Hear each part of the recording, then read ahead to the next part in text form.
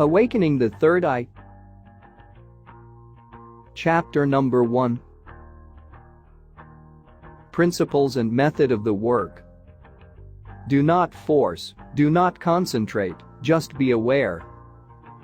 Any authentic spiritual work has finding the self as a primary aim, and the clairvision techniques are no exception. The essential purpose of the process is to be more. It is common to hear that human beings are only using a small fraction of their potential.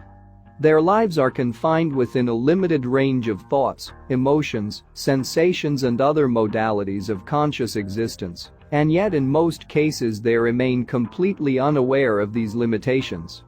Plato's myth of the cave, even though formulated 24 centuries ago, remains perfectly relevant. If you have always lived inside a dark cellar, to you this cellar is not a cellar, it is the whole universe.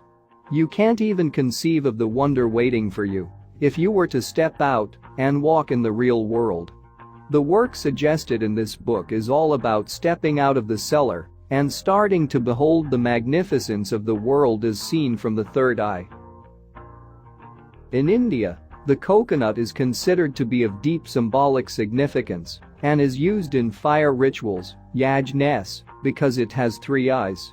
2 of these are blind, meaning they can't be pierced to reach the milk, while the third one, in the middle, opens to the inside of the fruit. Similarly, the third eye is fundamentally the gate that leads to the inner worlds. Therefore, this eye allows you to know yourself to a depth that surpasses all conventional methods of psychotherapy or any method based on analyzing with the discursive mind. Developing the third eye is a direct way of expanding your conscious universe and discovering your essential values so that you may fathom your own mystery. Moreover, it is simple. Simple does not necessarily mean easy, but this work does not require complicated theories or lengthy discussions. Its direction is essentially experiential, for the purpose is clearly to be more. And being is the most simple thing in the world. A constant preoccupation while writing this manual was to relate theory to experience and to give techniques and keys to enable you to perceive for yourself. The first 3 chapters are devoted to getting into the main aspects of the practice. The remaining chapters are more or less independent of each other, so that it is quite possible to read them in the order that feels most natural to you. Before starting the first technique, let us give some basic advice regarding the principles and method of the work. You should not be confused by the fact that our purpose is a new clairvoyance or vision of the self. Truly, the self is already there, waiting for you in the background of yourself. You are not going to build the self and its vision, you are going to reveal them or rather allow them to reveal themselves. Spiritual development is certainly a fight, but the main weapon in this fight is letting go. In this perspective of opening, it is not appropriate to concentrate, to try harder, to force. If you were to do so, what would happen? You would operate from your ordinary mind, meaning that fraction of yourself with which you presently think, the discursive mind that goes on talking in your head all the time. You have been conditioned from an early age to do everything from the mind. Therefore, if you try to do the perception business, you are likely to remain caught in your talking mind, a layer which is notoriously unfit for any form of spiritual perception. Stop doing. Be fully aware, but just aware. Allow what is hidden in the depths to come through and be revealed to your consciousness. Don't do anything, let things happen. Flow with what comes. In the physical world, when you want something you have to strive for it. But in the spiritual worlds everything is reversed, as on the other side of a mirror. If you want something you have to let it come to you. It is a new skill which has to be developed. It could be called active letting go or creative letting go. It is the capacity to be transparent and to let states of consciousness be revealed through you. Just be aware, and everything will happen. No creative visualization, no imagination, just awareness. In the context of the clairvision, techniques it is advised that you never try to visualize or imagine anything. If images, lights, spiritual beings or anything else comes to your vision, that is fine. But don't make them up, don't try to induce them. Do not actively visualize any pattern into your field of consciousness. One of the reasons is, suppose an angel comes to you, truly. If you have been trying to visualize angels every morning for a few months, how will you know whether it is a true angel or one that you have made up? The problem is not to get into the perception of images or lights. If you put the techniques into practice, visions will come. The real problem is, once these visions come to you, how to discern what is real from what is a fancy of the mind. So the advice is, be spontaneous. Never plan or try to attract a vision. Just practice the techniques and then see what comes. This will make it much easier to reach the stage where you can rely on your vision. This approach should not be understood as a criticism of the paths that use creative visualization or imagination. There are many ways. What is true in the context of one particular system of development does not necessarily apply to others. In the Clairvision style of work, the motto is just awareness. Trust your experience. Something good to remember is that when there is nothing to believe, there is nothing to doubt either. Since you are not trying to make anything up, don't waste your time worrying about whether you are really seeing what you are seeing. Trust your experience. Keep on practicing according to our sober principles and your clairvoyance will flourish, growing in precision and reliability. As perceptions start repeating themselves, it will become easier and easier to trust them. Don't analyze during an experience. Do not try to analyze as soon as something happens. Otherwise you will lose your perception immediately because you will be caught straight back into the discursive mind.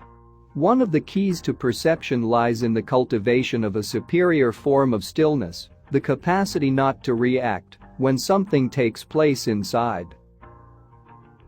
Once the experience is over, you will have plenty of time to analyze it. Anyway, it is not necessarily by analyzing or discussing an experience that you will derive the most benefit from it. Experiences of consciousness are like seeds. It is when you ponder on them silently and digest them that they will mature into greater realizations. Psychic protection. Ordinarily, most people are psychically unprotected for two main reasons. Firstly, they are not able to see when a negative energy is around them and when caution is required. Secondly, they have not been trained to seal their aura to make it impermeable to external influences if needed. Being the organ of subtle perception and intuition, and the main switch of the body of energy, the third eye offers true answers to these two problems. Firstly, it allows you to detect when your energetic environment is such that prudence is needed. Secondly, it should be clear that our method does not only teach you how to open your eye, but also how to close your aura. From the very first techniques, the vibration in the third eye will begin to awaken a higher density of protective energy in your aura. This is not based on positive imagination or autosuggestion, but on the tangible perception of a vibrating energy all around you. Not only during meditation will you be able to awaken this protective energy, but also in the most varied situations of your daily life, such as taking a bus, walking in a busy street, or dealing with your boss or employees. More systematic methods of sealing the aura will be developed at length in chapters 17, 18, 20, and 21 on protection.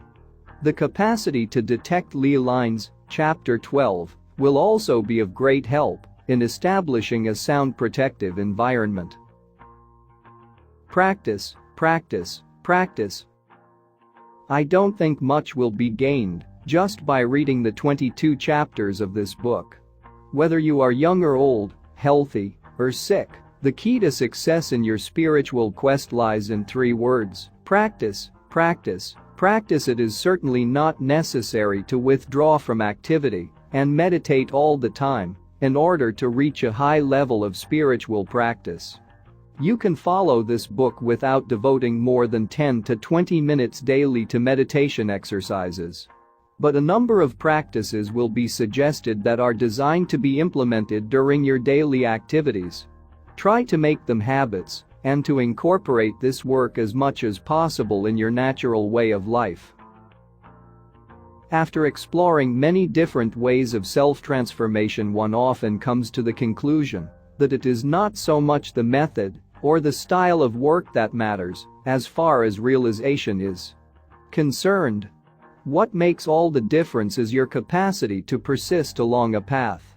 Looking at the lives of a number of great masters, one discovers that they did not necessarily start at a high level. Sometimes they had to face far greater obstacles than those you may find on your way. But they persisted to the point where no obstacle could resist, and huge enlightenments opened to them.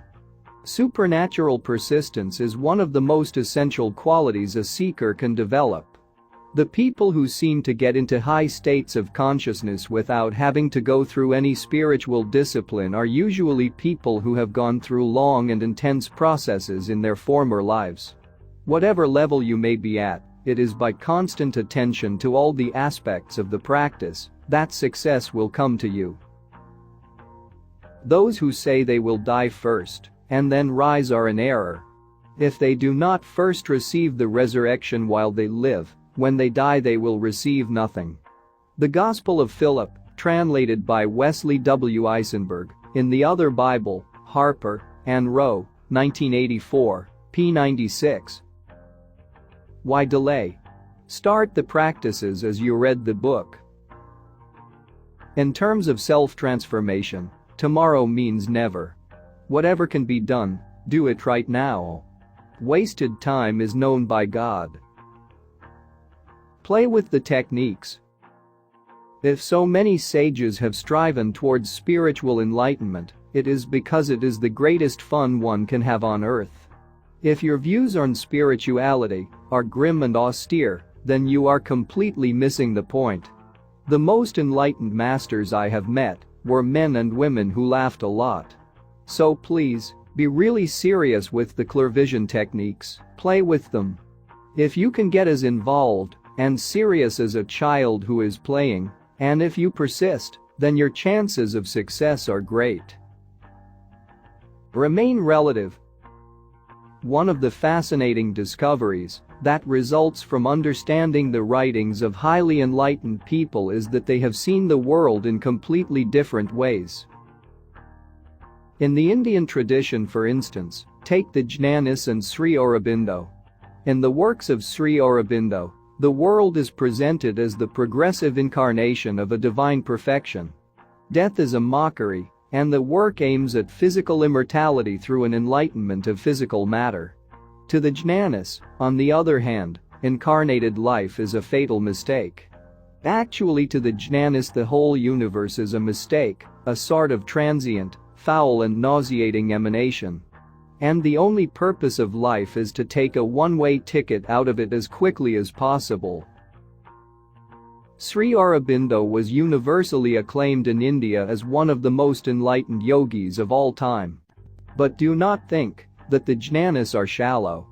A jnana yogi such as Nisargadatta Maharaj, to take a recent example, has deeply impressed his generation, East and West, by the immensity of his states of consciousness.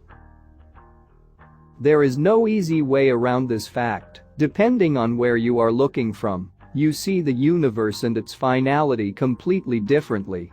Please ponder upon this, for it seems to me one of the best antidotes for dogma. Whatever your views are, don't make them a prison. Always leave space to change your mind and your system of the world. To the people who wish to engage in the clairvision style of work, I particularly recommend 2 main bodies of writings, those of the Gnostics and those of Rudolf Steiner. The reasons for this choice are that they both arose from vast enlightenments. They are full of wisdom and practical information regarding the path of inner alchemy and the Western esoteric tradition. And last but not least, they are totally irreconcilable on a number of key points. If you want to operate with the two systems, you have no choice but to remain relative as to the value of mental conceptions. Once more, it is not what you believe or what you have read that will change your spiritual life, it is what you can experience directly. Hence the work suggested in this book, which aims at giving you the capacity to tune in and reach your own perception of spiritual worlds. This is the end of Chapter 1 of Awakening the Third Eye by Samuel Sagan, MD. Break time equals 2000 milliseconds. Please listen to this recording minimum 3 times for better and long-term results. If you like this recording, please comment and share it with your friends and loved ones. Stay tuned for listening more books like this. Thank you and good luck.